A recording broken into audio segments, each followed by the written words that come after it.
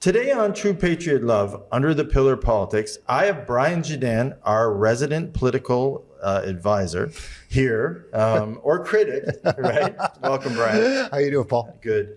So I let a few days go by because, you know, those first kind of texts you sent to me were very heated. So, you know, and I don't know where you're at now, but I wanted to sit down with you. Matt Jeneroux, right? And the crossing of the floor, conservative to liberals. You know, he wrote the letter on February 18th, and my jaw dropped. So then I thought to myself, okay, I need to listen for a while, because I know everyone in media goes out and reacts, and you get all this, you know, hyperbole and comments and crazy texts. But I needed to sit down and say, okay, I thought he was gone. You know, November 6th, I thought he had kind of went on vacation, needed time with his family, was going to go resign from politics. And voila, he reappeared on the other side. So as the media said, I guess he had too much time with his family, Brian. What happened here? You know, it's hard. Here's the thing. I wish I knew what happened. I wish I knew what was going on in politics in general. I wish I knew what was going on with the Conservative Party and members crossing the floor. In a manner that seems almost constant and orchestrated. These people are getting elected. And then a very short time later, they're crossing the floor. So I think that what's happening, let's go, first of all, let's just deal with the right honorable part, right? These are supposed to be the right honorable members of parliament. And when I break down that wording on the word honorable, it's honor and ability. Right? Let's just cut a line right in the middle. They are not serving with honor. They are not serving with any kind of ability that benefits their constituents at all. And they haven't been for quite some time. It seems that everybody is just following a conga line and meandering through the Canadian pocketbook and taking whatever they can to line their own pockets. I don't know what Matt Jeneroux is getting out of this. I don't know what his constituents are getting out of it. He hasn't told me what I'm getting out of it or what his constituents are getting out of it. I know what the Liberals are getting out of it. They're going to get a nice majority because there's bound to be one or two more that are going to cross the floor. So I think that there's an exercise. It's a power struggle, but it's an exercise in, what's the word I'm looking for? Personal self-interest. That's what I'm seeing right now.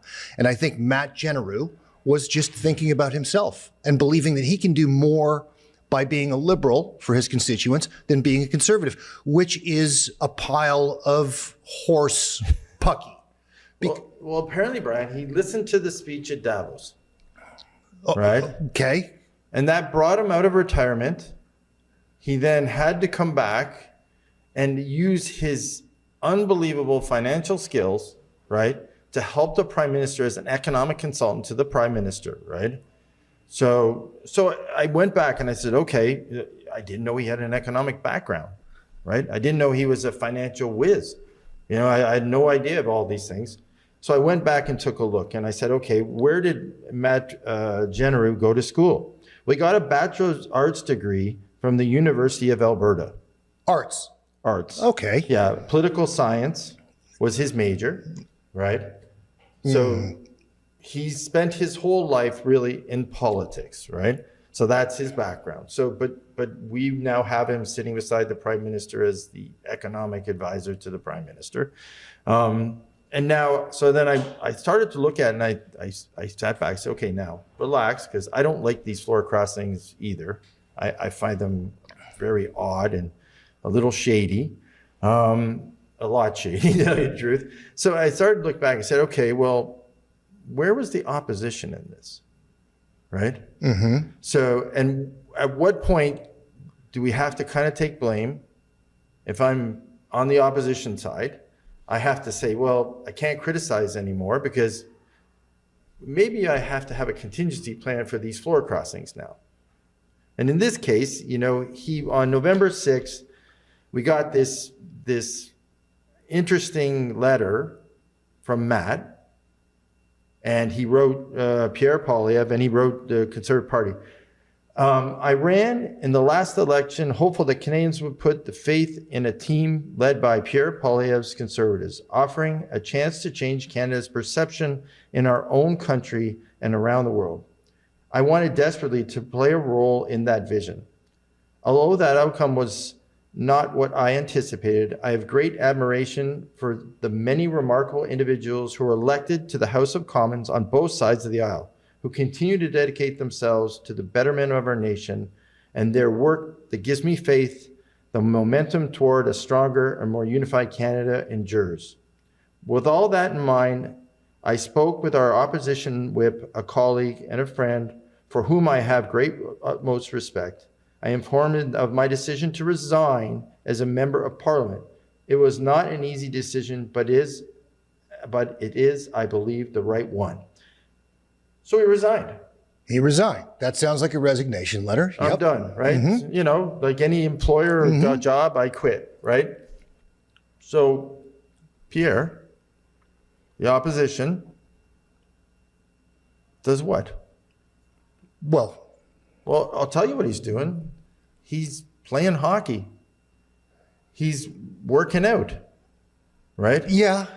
He's taking care of himself. He's taking care of himself. That. You know, we got lots of videos of him scoring goals on empty nets, him in the gym getting fit, right? But at that point, don't you think we're in Alberta, right? This is a place that he went to get his seat back, right? A conservative stronghold. He has someone who's been rumored to have been flipping, you know, his thinking of going to be a liberal. He vacates his seat. Doesn't he go grab that seat back and say, by-election? Yeah, no, we don't do by-election. We go for Christmas, right? It's November 6th.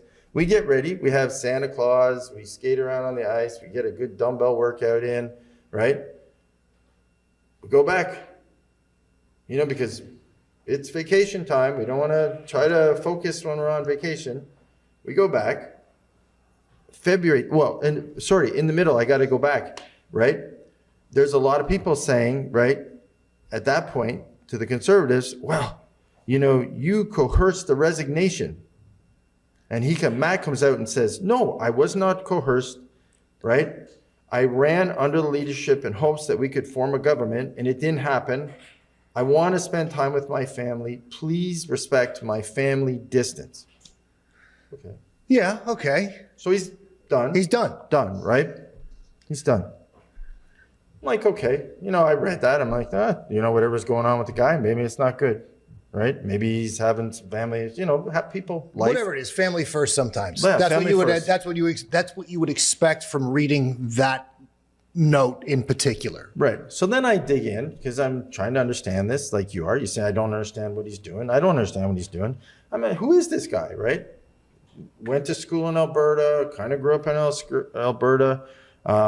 You know, he basically became the first, when they reboundaried the boundaries for the election in Edmonton and Riverbend, he gets in. He has a overwhelming majority.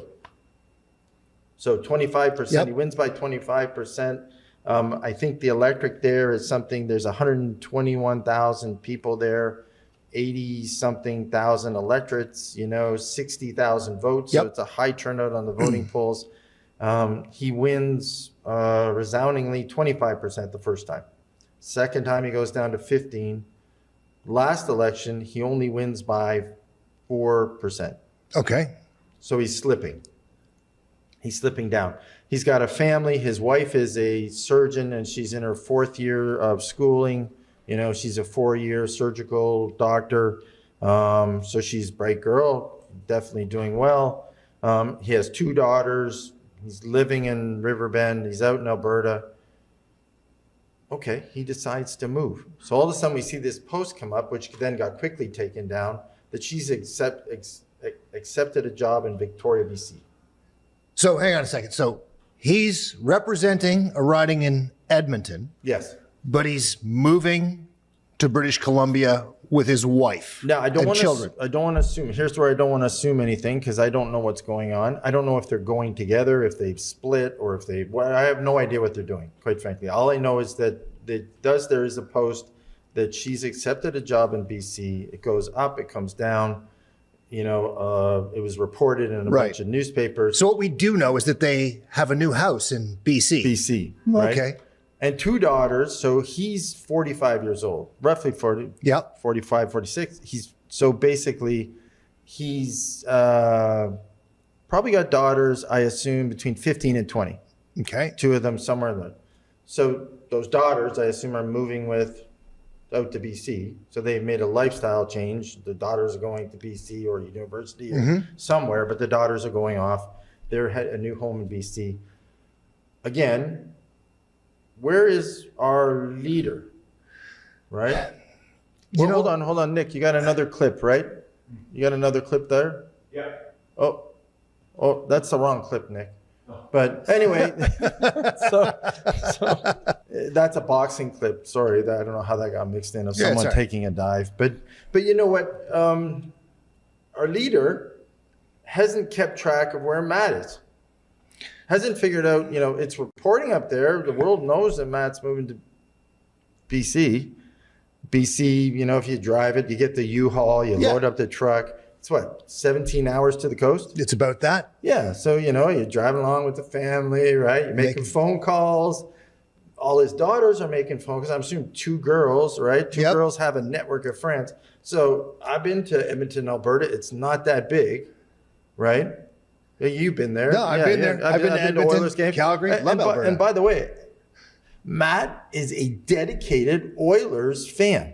Oh, well, right? Okay. So now he's Canucks. Yeah. Now he's a Canucks fan? Now he's a Canucks. But he's a dedicated Oilers fan. He's going now he's driving to the West Coast in U-Haul or not. Maybe I don't know what's going on with the family, but I assume he is. Let's just for this assumptions, right? The girls are all calling everyone. All of Edmonton knows Matt is left. Except for Pierre, except for Poilievre, except for all the other conservatives in Edmonton don't know he's going there. Still, we don't get aggressively asking for him to step down, give his seat up, right? We just kind of quietly let him, maybe in the spring I'll give up my seat and you can do your by-election and everything else, right? Well, here's the thing. I have no explanation for what Poilievre might have been thinking, might have known, might not have known. I wish I could even speak to that. The thing that bothers me the most is, as the CEO of the Conservative Party, I agree with you. Poilievre should have been paying attention. His people should have been paying attention. Let's just say a CEO is a very busy individual that has lots to think about. He's got a lot on his mind, but there should have been some advisors there with their eyes on this guy doing what he's got to do, making sure he's doing what he's got to do, like leave.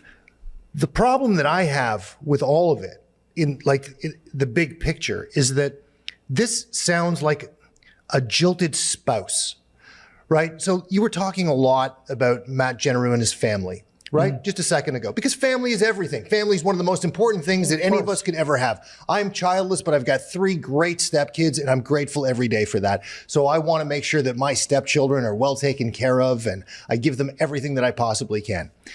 Matt Jeneroux, as a politician, as an honorable politician, what he fails to realize, and what I think a lot of people aren't attacking him on, is the fact that his entire riding should have been considered his children. He's there to take care of them. And nobody's doing that. He's looking at Mrs. Robinson across the street and going, well, Mrs. Robinson's kind of hot, and I like Mrs. Robinson. And over here, I keep getting told to pick up my socks, and I keep getting told to put away my clothes, and my car's parked on the wrong side of the driveway, and all of this other noise, right? Yep. But he doesn't once go to the kids and say, Mommy and Daddy are having a fight.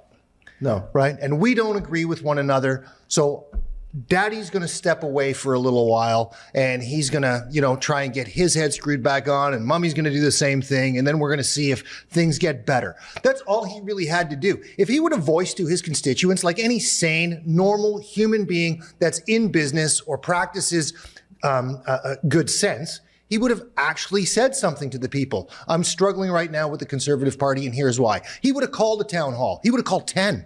He should have called 15.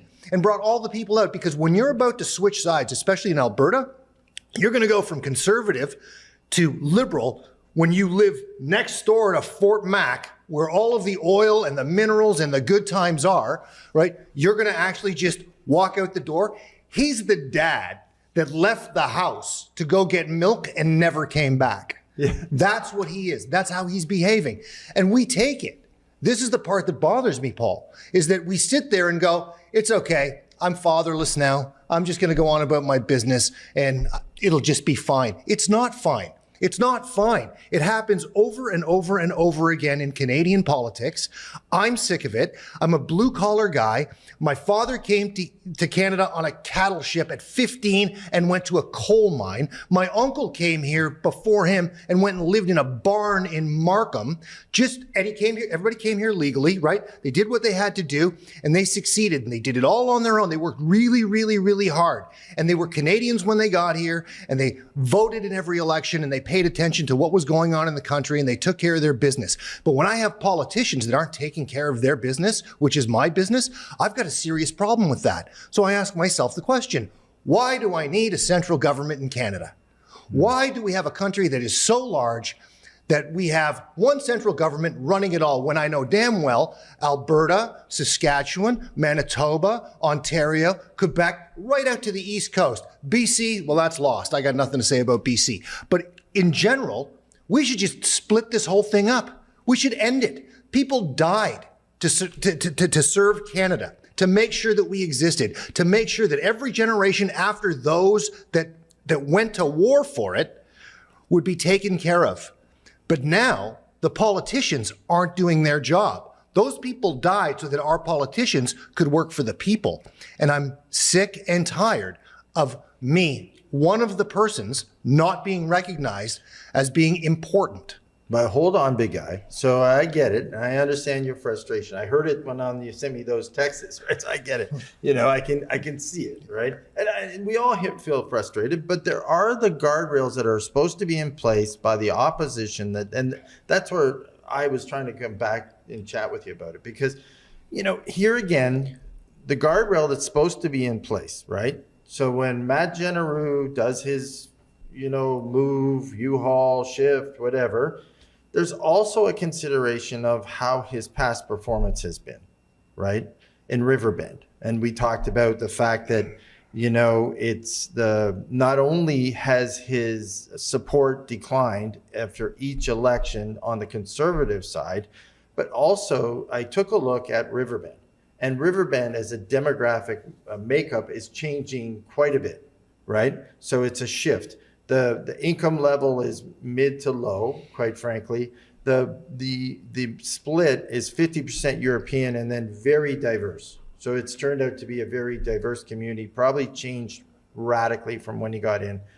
So then again, it comes to me. Then the thing I'm thinking again, okay, we've missed the fact that he's moving. We've missed the fact that he's resigned but kept his seat till the spring. We've missed the fact that, the whole family's making phone calls. You think politically we'd be saying, who do we replace him with now? So you think there'd be a group actively on the ground that would be saying, let's go find a candidate that meets the demographic of Riverbend. So we don't just win by 4% now, but that's not a consideration. That's not even happening. And quite frankly, we're doing other things, we're asleep at the switch, and we're not doing what we're supposed to be doing at this point, right? Which is being the official opposition and protecting Canada and those rights and making sure. So then I come to the facts. So then here's where I get Brian. This is the frustrating thing, he walks across. We get another letter. This letter says, I watched the speech in Davos. I was, cheering. I was happy. I changed my mind, and I now want to join the Liberal Party. First of all, he shouldn't have been allowed to change his mind. The resignation should have stood. Once the resignation goes in, it should be a resignation that's held. Like at that point, if he says, I want to come back, then Elections Canada should be going, well, we're befuddled. You can't. You've resigned. You've resigned your seat. if you resign as a CEO because you feel that ownership isn't treating you fairly, and then you change your mind and say, I want to come back, and your ownership looks at you and goes, are you out of your mind? You resign. I resign, but I'm going to resign next year. Right. You're embarrassed by us. Yeah. Right. First, you said you were embarrassed by the Liberals because you were with us on the opposition. Now you're saying that they're fantastic human beings and I want to join that company. No, there's something wrong. And that should be a rule that should be put in place. In terms of parliamentary democracy, especially ours, which is the Westminster democracy is a joke as far as I'm concerned. But when a resignation gets set down, it should be done and dusted. That's it. You're gone. This is politics. Yes. It's politics. This is our life. Yeah. My life, your life, their life. Well, it's not fair. You're not hired, you're elected. Right. Right? So when you resign, you shouldn't have the ability to pick your end date. No, you shouldn't. I agree, 100%. If I'm a company and I want to keep you because your skill sets, so you're on a site and quite frankly, you got a great guy, he's an awesome electrician or someone worked for you. If he says, I'm going to another job, but I'll give you till the end of the month, you trust him and you need him for the job, you keep him there. Agreed. Right? He resigned, but you give him the time. He's an elected official. Quite frankly, he has no skill set that won't be replaced in a by-election. There's no reason to give him extra time. No. It makes no Zero. sense. It's nonsensical. Zero. It's a nonsensical idea, right? That quite frankly should have been capped. So here we are. And this is the funny part that I kind of laughed. So then he walks across, and then on X, we get Pierre Poilievre, the official opposition. Mark Carney is trying to seize a costly Liberal majority government that Canadians voted against in the last election through dirty backroom deals. Matt Jeneroux has betrayed the people of Edmonton, Riverbend, who voted for affordable food, here we go again, and homes, safe streets, and a strong resource sector. Conservatives will continue our fight for Canada that's affordable, safe, and self-reliant. He can't help himself. No, he can't. He can't help but giving talking those points. So here we go. So the interesting thing, we were doing a show. So this is the same week, and this comes out, and we're about to do. And Nick, if you can throw it up there, we're doing a Pam Bondi Epstein show, and we're at one of the hearings where they're yelling at each other, right? Yes. And so for those of you who don't watch U.S. politics, when the House, the Congress asks for a hearing on something, this is traditionally what they do now. It's like a scream fest. So Nick, play just a quick clip. I'm not going to get in the gutter for her theatrics. I find it. How many have you indicted? Excuse me. I'm going to answer the question. Answer my question. No, I'm going to answer the question the way I want to answer the question. No, Your you're going to answer theatrics the are question ridiculous. the way I asked it. Chairman How many have you Jordan, I'm not indicted? going to get in the gutter with these people. That's fine. Thanks, Nick. Yeah. So this goes on for days where they scream at each other about contract. And I'm not saying that's the way to do it. Trust me, I don't think it is. But the one thing I think that we need to kind of put into our system. So then I went back and I said, okay, is there a process? Is there a guardrail to do this? So in this statement he just made, he just said there's backroom deals. Okay. Call an ethics hearing. I couldn't agree more. You said it. I didn't say it. You didn't. Honestly, he walked across. You came out and said that our prime minister was doing backroom deals. That's your words, right? But those backroom deals are allowed in our parliament, unfortunately. That's the disgusting part, that it's allowed. Okay. But if you think you're saying that, he let them down, he's doing backroom deals, okay, call it up. Ask how he did the deal. Hold a hearing. Get it. Again, you want to stop this from happening. They're like, Pierre and the official opposition want to make sure that no one's going to cross anymore. Everything else. So your best thing to stop that from doing is you put a statement on X with the same slogans at the beginning. Yeah. So that's the best you can do. That's the most energy you can give this. So, but what can he do, though? I mean, he can ask for it. He can ask. True. It will likely be refused. Okay, right? Because there'll be parliamentary privilege involved. There's going to be something there where the prime minister can talk to whoever he wants to and say whatever he wants behind closed doors. I don't think that would even work. I don't think it works. I think it has to be beaten up in the public domain. I don't think that, look, our government is so corrupt and so backwards right now that no matter, it's just a game. It's a complete game. It's two friends having a fight over a game of Monopoly. That's really what it's coming down to. At the end, one day this guy's going to win, the next day that guy's going to win. The ethics committees, they don't care.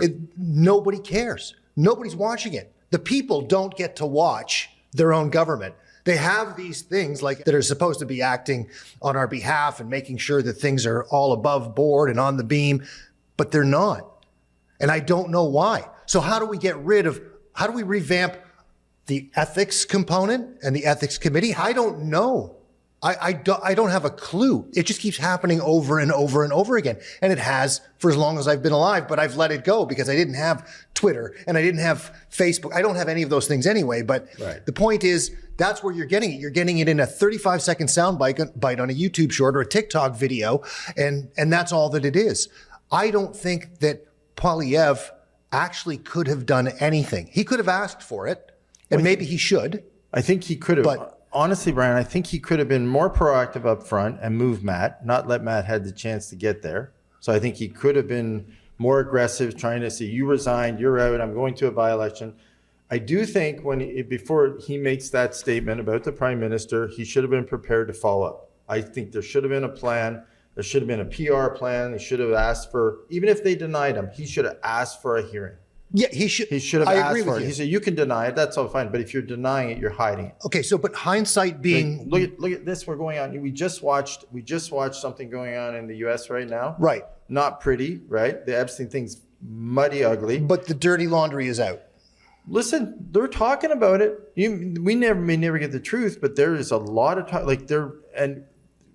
Kudos, because quite frankly, good or bad, that's what you need to do as a society, right? Because that's the only way things get better. Just going on and saying, okay, well, he did it. He walked across now. That can happen regardless of whatever the backroom deal was. Who cares? We do that a lot as Canadians. We continue to do that. The guardrail's there. The opposition's there. He's just got to exercise it to do what he is going to do. And to your point, the problem, and I agree with you there. I'm not disagreeing. The problem is, and we went out to Calgary and we saw it firsthand. The problem is the comfort level just to have that job, right? It becomes what happens now in Canada. Formal oppositions, they get the job, they get super comfortable. It's cushy. It's great expense report. There's another raise coming, I hear. Mm-hmm. They're giving themselves another big raise because they think they're underpaid. So quite frankly, you get a house, you get all these perks, flights, you say great speeches, people shake your hand a lot. You can kind of lag it on. You make great fundraising money, quite frankly. You probably make some money on the side by doing speeches and events and everything else. For a little while. It's a pretty nice payday. And then quite frankly, when you're done, either get on a couple boards or you disappear somewhere else as an ambassador. And he would probably disappear because he's not a very impressive individual by his resume anyway. My thing is, probably. You've brought up guardrails a couple of times. Yeah. So I'm looking at it. This just popped into my head. So if I'm going off topic, you can bring me back. But we've got guardrails, right? So we got guardrail, but then we've got roadblock for the constituents. And I think that maybe what should happen, and I don't know how we could do it as citizens, but in my estimation, I think it would be a good idea if somebody enshrined in law that when somebody crosses the floor, that there's an immediate referendum held in the riding so that they can approve 100%. Or deny. Yeah. So hindsight being what it is, Matt Jeneroux is gone. All these floor crossers, they're done. So what are we going to do as citizens and as voters to stop this kind of stuff from happening again? Because traditionally, conservatives cross the floor far more than liberals do. Way, way more than liberals do. I think there's something like 8 of them since 2000 or something like that, and only 4 liberals that I could count that cross to the conservatives. So how come how do we get our elected officials to put a bill in there into the House of Commons that can get voted on so that we in the ridings, because I'll tell you, anybody votes against that bill, If every riding goes for this, if all Canadians in every riding just say, you know what, here, Do it. Mr. MP, do it. Mr. MP, send him a letter, send him a letter, send him a letter. If one Liberal votes against that, or one Conservative, or one Bloc, then the whole house of cards should come down. Because that's all we're asking for. Equal and fair treatment. We're not getting it. But okay, and I'm with you. I like the idea. Is there a bill coming from the formal opposition? No, there isn't. Why not, Brian? I don't understand it. This is what I'm trying to figure out. Why not? Because Why not? Because what you said earlier, right? It actually has become not about politics anymore. it's guardrail roadblock. Yeah, and it's comfort, right? I'm at a dead-end street. No, and we, it's kind of funny that when we watch this and roll and the shows kind of came on mainstream TV, they're saying, this is, a quest to get the majority government and everything else. He has the majority government. He's operating like a majority now. Yes. So they're not seriously thinking that. So I know people say it, and if we only get so many votes and if we win the by-election, that's all showmanship, right? Right now, It is. the budget passed. The next budget will pass. Yes, it will. What is going to be there won't be anything that'll cause an election in quite a while now. So he's going to ride because they're already putting out the polling numbers. They're already saying, the Pierre Poilievre is now 14 dropping points and the party's dropping and the leadership polling is this. They're already working that channel. So they have no interest in that. I don't think the Prime Minister has any interest in it. Canadians don't have any interest in an election. So quite frankly, that whole thing is going to ride along for quite a long time. He's going to get to a point where, quite frankly, he's made enough money or he's happy enough with what he's done that he'll just probably quit. He'll just kind of turn it in, because the one thing we learned when we went out to the leadership,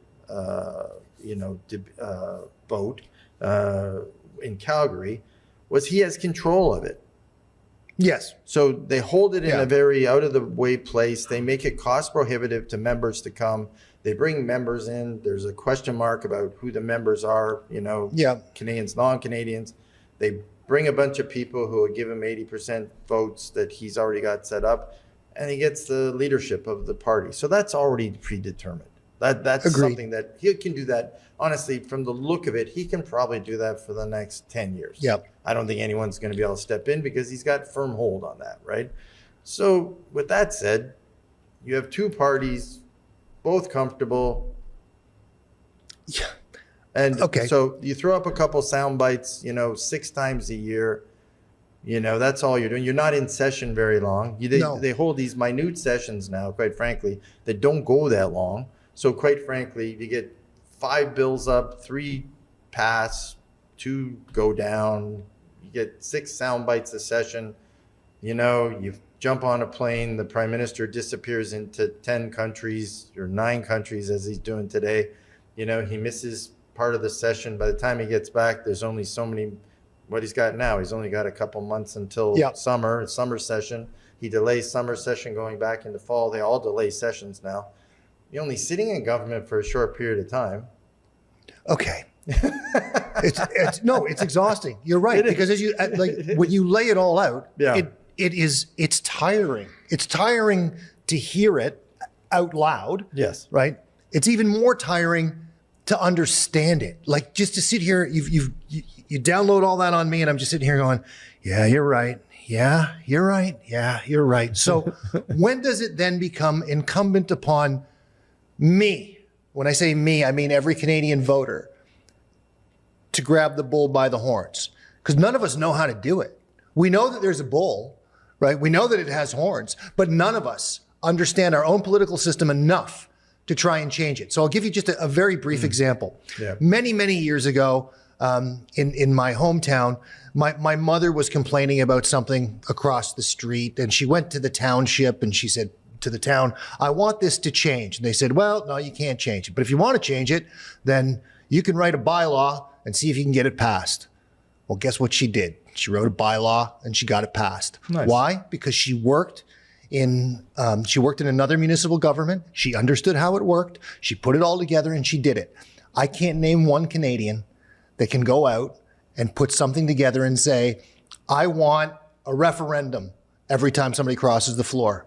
I want a resignation to mean resignation. So how do we, this is the real thing, true patriot love. This is what it's all about. How do we do it? We're too busy griping and letting it happen. So, but what happens? So, and this is being a young country, is my belief. This is my opinion now. It basically, being a young country, what we've seen in Europe, right, in parliamentary politics, is over time, parties splinter into more parties. right. So, and this is why. This is what happens. This is what eventually happens. You mentioned, how parliamentary law is kind of wacky, Yeah. right? So this is what It's terrible. happens. Over time, they splinter off and you get at least 5 parties. So when we took a look, we did another show and we looked at it. And what we found is all those European countries all have 5 or more parties. And competitive parties, not like NDP and Green parties, competitive parties that actually split the vote. And that is why it happens. So, and to me, this is kind of the onset. These are the symptoms of the disease. And that's why it happened there. And it'll happen here. It's inevitable, right? People have tried it in the past. The timing was bad. The Right. timing was wrong, right? The timing's becoming, you look at this show alone, right? We look at Matt Jeneroux. I think Matt Jeneroux is the catalyst for a number of things. I don't think they understand what they've done. You mean the Conservatives? The Liberals. The Liberals? I Oh, think, no, no. I think the Liberals do not. Oh, yeah. They do not. I think because what happens with the Liberal government thinks everyone wants to be liberal. Yes. In their minds, everyone should be liberal. Right, liberal by birth. Exactly. So that's kind of the way they think about it. But what they failed to realize here is, number one, you've ignited Alberta. So you've went into where you shouldn't have, and maybe that was on purpose. It looks pretty purposeful. You went in and you kind of snubbed your nose. Right away, Danielle Smith came out and she came back at you and she said, I'm doing a referendum and I'm going to come back to you and I want these things changed. And by the way, there's a party over here, but I'm not trying to help, but I know them and they're looking for a referendum on separation, to your earlier point. Right. So that only kind of throws gasoline on a fire that's already burning. And so they're doing that. The other thing is, there's a bunch of Canadians looking at this now, and to your point about the number of people crossing and saying, just like I'm thinking, I'm not having any genius thoughts when it comes to Pierre Poilievre, but where's Pierre Poilievre? Like we're now asking ourselves, like, he, rather than X, Twitter, a couple hockey games, a workout, like, how much effort are we really putting into this now? Are we really putting in a yeoman's? Is this a real dedicated task, or is this a job? Right? Well, what if? Let's play the what if conspiratorial sort of game here. What if Poilievre and the Conservatives let this happen to create a constitutional crisis? We all know what happened every time Quebec held a referendum. And the country came out en masse to stop the province from separating. So what if that's what he's looking for? What if he let this go to create this constitutional crisis so he can go after the Liberals? How does he go after? So I'm with you. It's not capable of saving the country. They can paint the Liberals as, not un-Canadian, but they don't seem to care about people. They care about everybody else. They've got interest everywhere else except for the general taxpayer. And if we lose Alberta, we're hooped. Oil and gas is gone. Nobody even understands it. I mean, we know that the cycle of oil and gas goes up and down, and that's kind of how it works every 4 or 5 years or 7 or 10 years or however it works. It comes up, it comes down. But what if this is intentional? What if we do need a constitutional crisis? What if we do? What if the country needs to break apart and they're going, this Westminster democracy isn't working for us anymore. Maybe it's time to have a major vote and get rid of this and become a republic where we have an elected Senate, an elected Congress, and I get to vote for the leader of my country. Why not? Revamp the Canadian Charter of Rights and Freedoms. It's a bit of a joke as far as I'm concerned. So why could that not then be possible? That this is all being manipulated so that we can really have a bad deal going on in Canada for a few years? It's an listen, I know it's theoretical completely. Yeah, it's theoretical. I get it. Yeah, interesting. Do I think they're that strategic? Honestly. Or devious. Let's go strategic or devious. Machiavellian, devious, yeah. Maybe they are. Maybe. Yeah, I haven't seen a lot of brilliance. I've seen a great orator. I've seen someone who likes to get up and give speeches. At the convention, we saw, he got up and he does the 15-minute very well. He's learned the art of the teleprompter. Yep. He's good at it. He has learned to tell a personal story. He's personalized it now. I think we got those pieces in place. Mm-hmm. Have I seen brilliant strategy on the Conservative side for years? I haven't. So, and unfortunately, that's kind of led to them not being competitive or putting the guardrails in place. Interesting idea. Harper is coming out of the woodwork a little bit. He's starting to say a few things. He hasn't sort of said anything negative against Poilievre. He hasn't said anything negative about the Conservatives. I don't know who's advising the Conservatives from up on high, and there have to be a few people that do that. I mean, former prime ministers were advising Trudeau, whether it was Mulroney, a turncoat, or whether it was Chrétien or whomever. They're all listening. And I don't think Stephen Harper would do that, but he is one of the most strategic prime ministers we've ever seen. Oh. He did something that no other Conservative prime minister has ever done. I mean, he was hated, but looking back on it, even though I was anti-Harper at the time, looking back on it, boy, do I long for the days of Stephen Harper. Oh, me both. It's crazy. Me both. Yeah. I want him to come back, but I don't know that he could do it. Well, just for the quiet governing. Yes. Yeah, I loved it. Thank you. I loved it. Just for having someone who didn't speak a lot in the press, didn't do all this. It was wonderful, right? A still tongue makes for a happy life. That's how he did it.